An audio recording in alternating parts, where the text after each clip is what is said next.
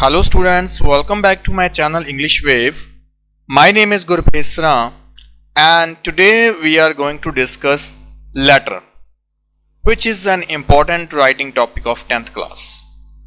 Letters are important means to convey our thoughts and feelings.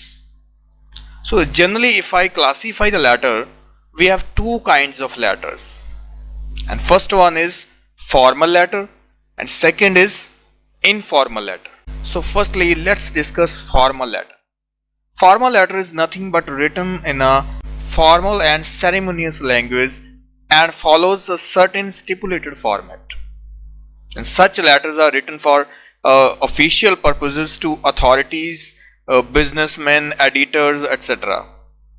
Generally, formal letters are written to make a complaint or to make an inquiry about anything, to place or cancel an order, or to highlight an important issue for public awareness. So as we know that these letters are written for official purposes, a formal letter must follow some certain rules and conventions, and such a format that helps in relaying the information in a professional way. So I'll be discussing most commonly used and latest format of the formal letter along with some sample answers based on this format. I'll tell you some important points need to be taken care while writing the formal letter, and of them first is the tone of the letter. See, tone of the letter should be polite or impersonal and to the point. And the second point is the overall structure should be as clear and concise as possible. So these were some important points that need to be taken care while writing the letter. Okay, let's discuss the format of the formal letter. So as you know that we will start writing the letter from the top left corner of the page, and first of all we are supposed to write down the sender's address here. Who is sender? Sender is who is sending the letter, who is writing this letter, or to whom this letter is assigned to write down. And here important thing to remember is that the sender's address should be of only 2 to 3 lines or not more than 3 lines. We are not supposed to write down more than 3 lines for sender's address. And after sender's address we need to leave one line here and we have to put date, that is 22nd April 2020. About the formats of the date, I have already explained the official formats of the date in the video of diary entry. You can check it out. I have given the link in the description for the video. Okay, after the date, again we are supposed to leave one line here, and then we will write down receiver's address. Who is receiving a letter? And receiver's address should also be of only 3 lines. And after receiver's address, you will leave one line again here, and then we are supposed to put salutation here, and that can be dear sir or dear madam. If you don't know the gender of the recipient, then it's better to write down dear sir or madam both by putting oblique between them. So after that again leave one lines and then subject. Subject is nothing but recapitulation of your topic of the letter, and one thing should be remembered, that subject should be of only 6 to 8 words. Mostly students write on full 2 to 3 lines for subject, but that will definitely lead you to have deduction of marks. And one more thing I want to share here, that subject we can put after the salutation or before the salutation as well. Both ways are right. Okay, after this we will write down content of the letter or body of the letter, we can say, that consists 3 paragraphs. Para 1 contains introduction and purpose of your writing a letter, and para 2 will explain the issue in details, and para 3 will make a conclusion with suggestions along with your opinion.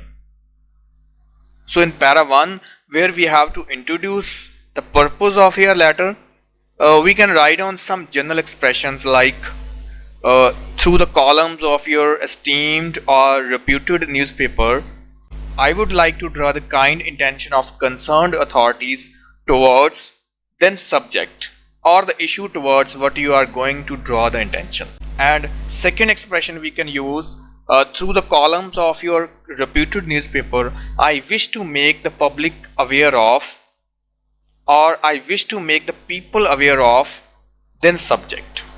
And third expression is, may I have the honor to draw the attention of concerned authorities and the people through the esteemed column of your newspaper about, then we can put subject here. And the last expression is, through the medium of your esteemed and respected daily, I wish to aware the people about, then subject you can put. So these are some introductory expressions you can use to give an attractive shape to your letter. You can use any one of them. After introduction, in para 2 we will explain the issue in details, and finally in para 3 we will conclude the discussion of whole issue along with personal opinion and suggestions. So after giving the end to the body of our letter, we will put complimentary closing to our letter, that is thanking you, and in the next line, yours truly or yours faithfully or yours sincerely we can put. Although all three expressions we can use, but I'll tell you more specifically when and how these closings can be used. If the letter is starting with dear sir or dear madam, or we can say when the recipient is not addressed by any name, then close it with the yours truly or yours faithfully.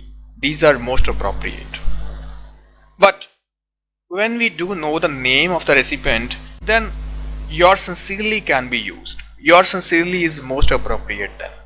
So before ending the discussion of the format, I would like to give you final tip here that I received from some students as a query, that in case of letter to editor, when it is written, write a letter to editor of your local newspaper or national daily or national newspaper, what name of the newspaper we are supposed to use. So this is the query sent by students to me. So if this is the case that no particular name of the newspaper is mentioned, then you can use any national newspaper of our country. For example, The Hindu, Indian Express, Hindustan Times, etc. So this was all about the format of the formal letter.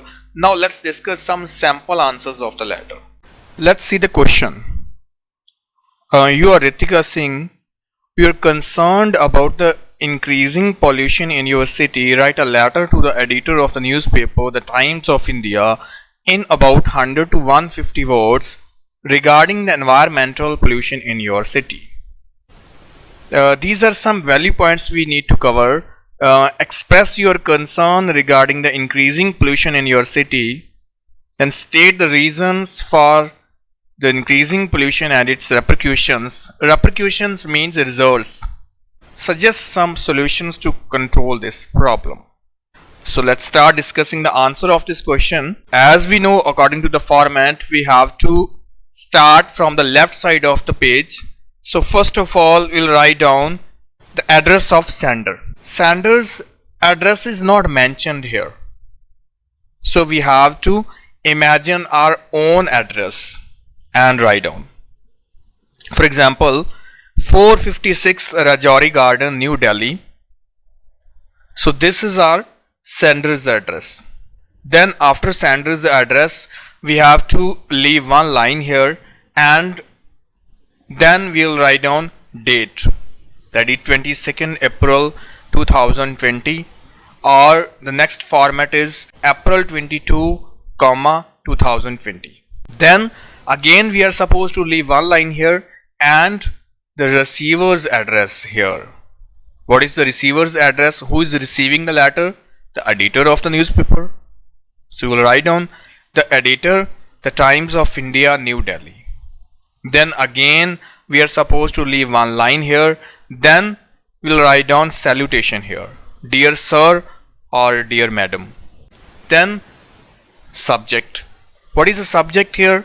About pollution. So I'll write down the subject here, pollution a major concern. So after subject, we are supposed to write down the body of the letter. So through the columns of your esteemed newspaper, I would like to draw the kind attention of the concerned authorities towards pollution of the city with reference to a report claiming Delhi to be the most polluted city in the world.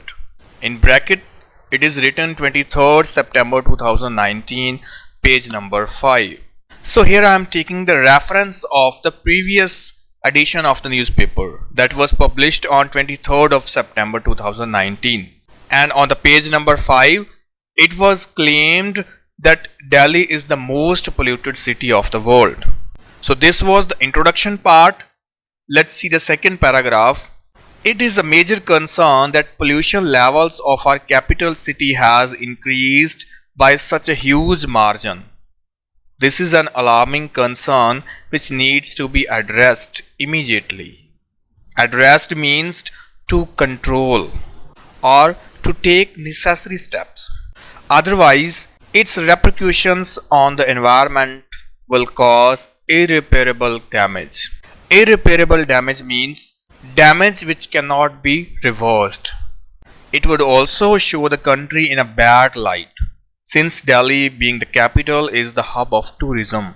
Let's see the third paragraph. The ever increasing population has propelled the people to move to four-wheelers, which in turn has increased the pollution even more.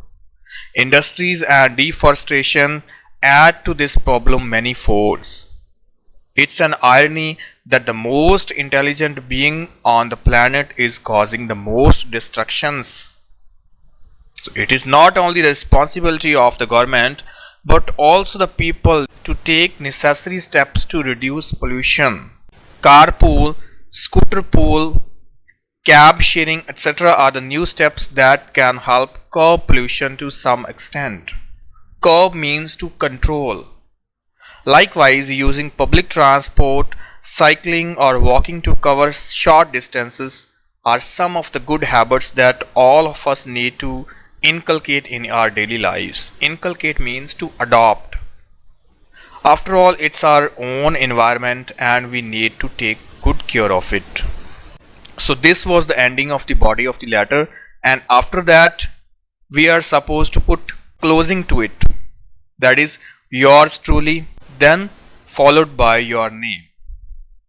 So this was all about the letter, about the format and along with sample answer. If you like this video, please subscribe to my channel, share this video as much as possible. If you have any concern, if you have any query regarding this, you can put it in the comments. I'll try to answer it. So thanks for watching. I'll see you in the next video.